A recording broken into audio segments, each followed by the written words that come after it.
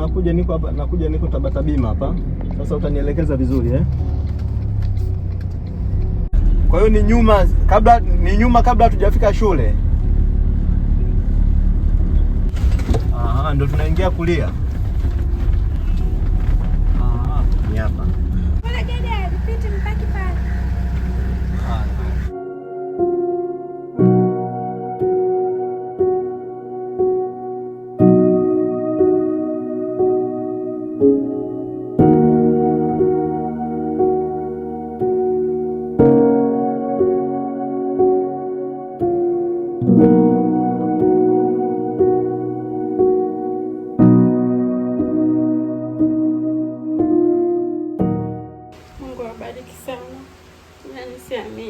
Nilikuwa nishazunguka sana.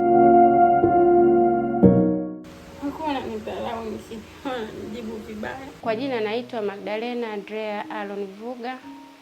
Ninatokea mkoa wa Tabora, wilaya ya Uyui, kijiji cha Kigwa. Nimefika hapa Dar es Salaam, nimemleta mjukuu wangu huyu. Anaitwa Dismas. Ana changamoto ya tatizo la mkojo. Alipata ajali wilayani Urambo tukiwa bado tunaishi kule.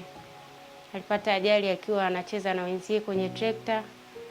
Baadaye wenzie walitoa gogo kwa nyuma, ile trekta likawa linarudi kwa nyuma. Kwa hiyo akawa amedondoka, likawa limemharibu sehemu za siri. Kwa hiyo ile tundu limebaki linatoa mkojo tu.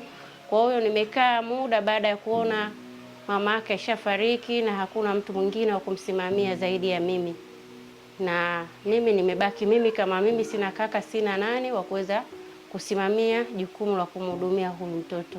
Nashukuru watu wa hospitali ya Muhimbili imetuma watu wamekuja hapa kwa ajili ya kuangalia changamoto na kunisikiliza na kumwangalia mtoto shida alionayo. Namshukuru mkurugenzi Darila Kimambo kwa kuweza kutuma jopo la madaktari kufika hapa nyumbani kwa ajili ya kuja kufuatilia matatizo ya huyu mtoto.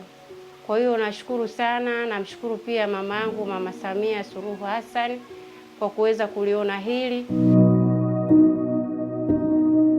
Naitwa Daniel Lusha Zemtani, ni mkuu wa idara ya ustawi wa jamii katika hospitali yetu ya taifa Muhimbili.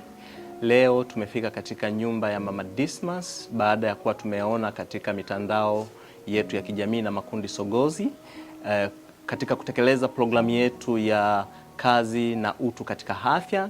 Tumefika na kusikiliza changamoto mbalimbali anazozipitia huyu mtoto, na tumeona kweli anapitia changamoto katika maisha toka alikotoka mkoani Tabora mpaka kufika hapa Dar es Salaam. Na hivi tumeamua sasa siku hii ya leo kupitia maagizo yaliyotolewa na mkurugenzi wetu mtendaji Dr. Darila Kimambo tufike na kuhakikisha mtoto huyu anazifikia huduma za afya. Hivyo tutamchukua na atakwenda kupata huduma za kibingwa katika hospitali yetu ya taifa.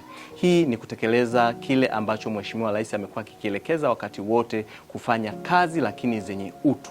Na hapa ndio kama hospitali ya taifa tumeamua kulifanya hili kwa vitendo, kuzifikia kaya, kuwafikia watu wasiojiweza na kufikia jamii ambayo inapitia changamoto mbalimbali za kijamii na hasa katika eneo la tiba.